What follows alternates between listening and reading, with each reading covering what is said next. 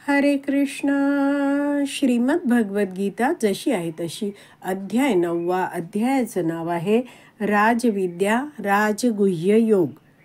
आपण 11व्या श्लोकाचं तात्पर्य शेवटून दुसऱ्या पॅरेग्राफच्या 6व्या ओळीपासून आता पुढे वाचायला सुरुवात करणार आहोत. त्याआधी श्रील प्रभुपादांना प्रार्थना करूया. हे श्रील प्रभुपाद, आम्ही भगवद्गीता हा ग्रंथ वाचून समजून घेण्याचा प्रयत्न करीत आहोत. त्यासाठी आम्हाला आशीर्वाद द्या. धन्यवाद प्रभुपाद. या श्लोकावर भाष्य करताना जीव गोस्वामी म्हणतात, श्रीकृष्ण आपल्या परमात्मा विभूतीद्वारे संपूर्ण चर अचर प्राणी मात्रामध्ये स्थित आहेत. तर श्रील जीव गोस्वामी आहेत. कोण आहेत ते? आपण जे आपला देव्हारा बघतो त्यात 6 गोस्वामी आहेत. त्यातले श्रील जीव गोस्वामी ते म्हणत आहेत की भगवंत श्रीकृष्णांची ही परमात्मा विभूती आहे. तर विभूती म्हणजे काय आहे? भगवंतांचं हे ऐश्वर्य आहे. भगवंत परमात्मा या रूपाद्वारे, परमात्मा कोण आहे? क्षीरोदक्षाई विष्णू म्हणजे भगवान श्रीकृष्णांचा 3रा पुरुष अवतार. याद्वारे भगवंत काय करता आहेत की संपूर्ण चर अचर प्राणी मात्रामध्ये स्थित आहेत. चर म्हणजे चालू शकणारे प्राणी मात्र आणि अचर म्हणजे एका जागी स्थिर असणारे वृक्ष, वेली वगैरे असे जीव. तर यामध्ये सगळ्यामध्ये भगवान श्रीकृष्ण परमात्मा रूपात आहेत. आणि संपूर्ण ही जी जगत आहे, सृष्टी आहे, त्यातल्या प्रत्येक कणामध्ये, प्रत्येक अणुमध्येही भगवंत परमात्मा रूपात आहेत. म्हणून जो नवसाधक केवळ मंदिरातल्या भगवंतांच्या अर्चविग्रहाची आराधना करतो पण इतर जीवांचा आदर करीत नाही, तो व्यर्थच मंदिरातील विग्रहाची आराधना करीत आहे. तर इथे आहे नवसाधक. तर नवसाधक म्हणजे तृतीय श्रेणीचा व्यक्ती आहे. तर असा व्यक्ती आहे ज्याची आपण आधी पण चर्चा केली होती. तर असा व्यक्ती आहे त्यांनी वैदिक शास्त्राचं श्रवण काही केलेलं नाहीये अधिकृत गुरु शिष्य परंपरेच्या माध्यमातून. वैदिक शास्त्रावरची त्याची श्रद्धा सुद्धा अतिशय कमकुवत आहे. आणि मग या नवसाधकाचं म्हणणं काय आहे की केवळ मंदिरातच भगवंत आहेत. तर ह्याला फारसं आध्यात्मिक ज्ञान नाहीये आणि त्यामुळे भगवंत सगळ्यांच्या हृदयात परमात्मा रूपात उपस्थित आहेत हे तो जाणत नाही. आणि असा व्यक्ती आहे तो इतरांना मान सुद्धा देत नाही. म्हणून इथे श्रील प्रभुपाद लिहित आहेत,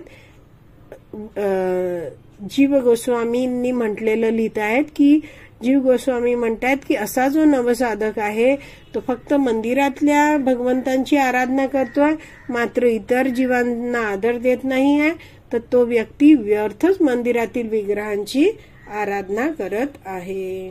तर भगवंतांना जाणण्यासाठी आपण भक्तांच्या माध्यमातूनच आपण भगवंत जाणू शकतो. आणि हे जे अधिकृत गुरु शिष्य परंपरेतील भक्त आहेत ते वैदिक शास्त्र समजावून सांगतात.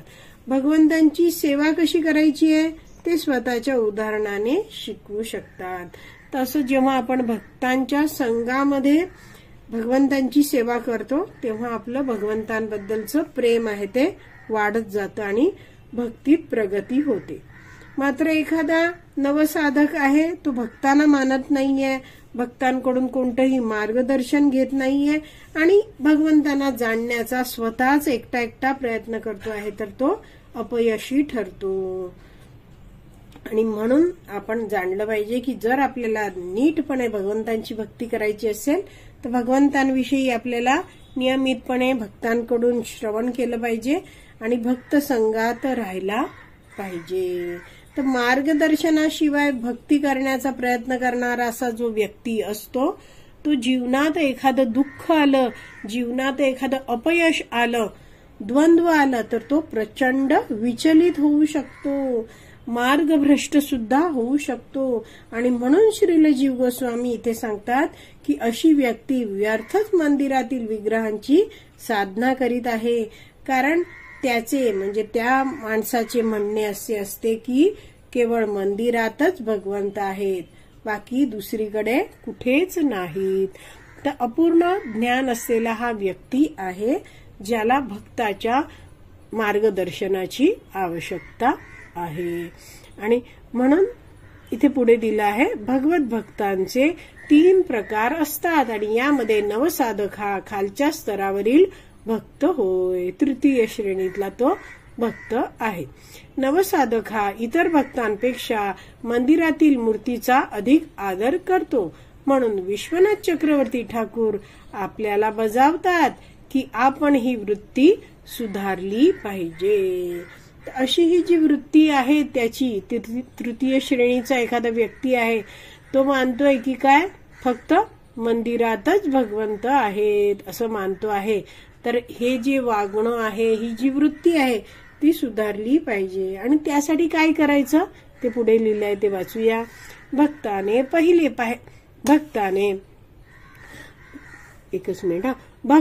पाहिले पाहिजे की श्रीकृष्ण हे परमात्मा रूपाने प्रत्येकाच्या हृदयात स्थित असल्यामुळे प्रत्येक शरीर हे भगवंतांच्या मंदिराप्रमाणे आहे. म्हणून ज्या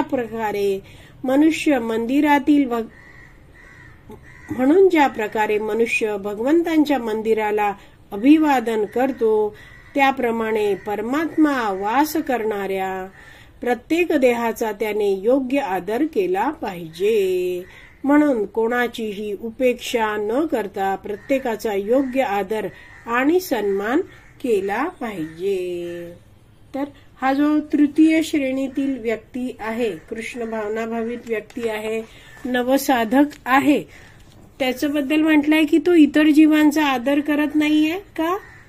कारण त्याला आध्यात्मिक ज्ञान काही झालेलं नाहीये, अजून त्याचं हृदय आहे ते दूषित आहे, तो व्यक्ती अजून शारीरिक स्तरावर आहे आणि त्यामुळे प्रत्येकाच्या हृदयात भगवंत परमात्मा रूपात राहतात हे, आणि त्यामुळे प्रत्येकाच्या शरीराला आदर देणं गरजेचं आहे हे तो नवसाधक जाणत नाही.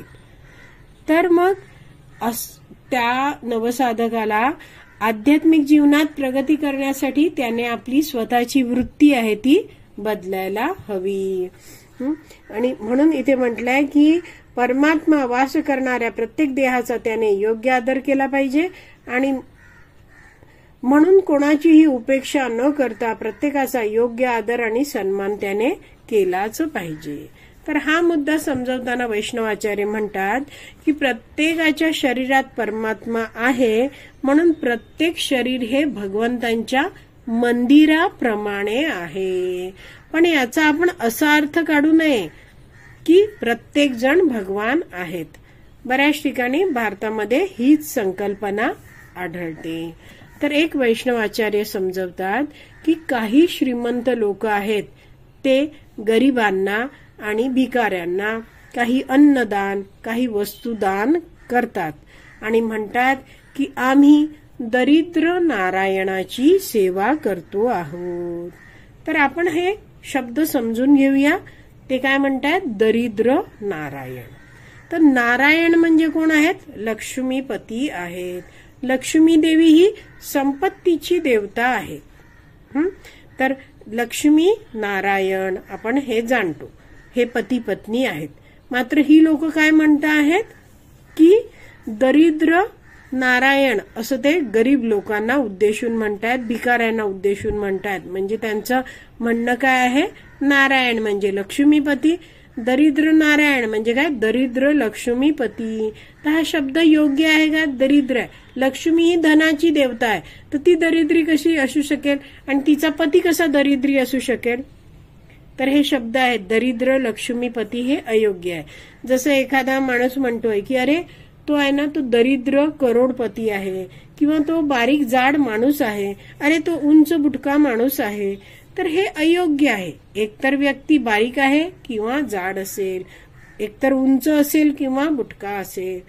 तर हे जे लोक आहेत त्यांचं म्हणणं काय असतं की आपण सगळेच नारायण आहोत. आपण कुणी नारायण आहोत? ते श्रीमंत नारायण आहोत, आणि कुणी नारायण आपण आहोत ते दरिद्र नारायण आहोत. तर या मुद्द्याबद्दल श्रील प्रभुपाद समजवतात, जर सगळे जीव नारायण आहेत असं तुम्ही म्हणता, तर मग बकरी, कोंबडी हे सुद्धा नारायण झाले. मग तुम्ही त्या नारायणांना कापून का बरं खाता? असे एकदा एक जो माणूस श्रील प्रभुपादांना म्हणत होता की सगळेच नारायण आहेत, गरीब सुद्धा दरिद्र नारायण आहेत. त्यावेळी श्रील प्रभुपादांनी त्याला उद्देशून हे म्हटलं होतं. तर बंगालमध्ये काही ठिकाणी लोक काय करतात, बकरीचं मांस शिजवतात आणि त्याचं दान करतात. तर मग त्यांचं काय म्हणणं आहे, बकरी नारायण आहे, ती कापतात, शिजवतात आणि दरिद्र नारायणाला खायला दिलं जातं. तर असं हे म्हणण्यासारखं आहे. तर सारांश रूपात आपण या चर्चेवरून हेच जाणलंय की प्रत्येकाच्या शरीरात परमात्मा आहे, म्हणून प्रत्येक जण भगवंत बनत नाहीत. आणि दुसरं, नारायण हे लक्ष्मीपती आहेत, ते कधीच दरिद्री होऊ शकत नाहीत. आणि त्यामुळे अनेक लोक हे दरिद्र नारायण शब्द वापरतायत. तो शब्द आहे तो अतिशय पूर्णपणे चुकीचा आहे. आणि म्हणून आपण अधिकृत गुरु शिष्य परंपरेतून नीटपणे जाणलं पाहिजे. आणि जाणलं पाहिजे की प्रत्येकाच्या शरीरात भगवंत परमात्मा रूपात आहेत आणि त्यामुळे कुणाचाही अनादर न करता, कुणालाही वाईट न म्हणता आपण प्रत्येकाला योग्य आदर आणि सन्मान दिला पाहिजे. तर आज आपली विराम द्यायची वेळ झाली आहे. आज आपण इथेच विराम देऊया. श्रीमद भगवत गीता की जय. श्रील प्रभुपाद की जय. हरी बोल.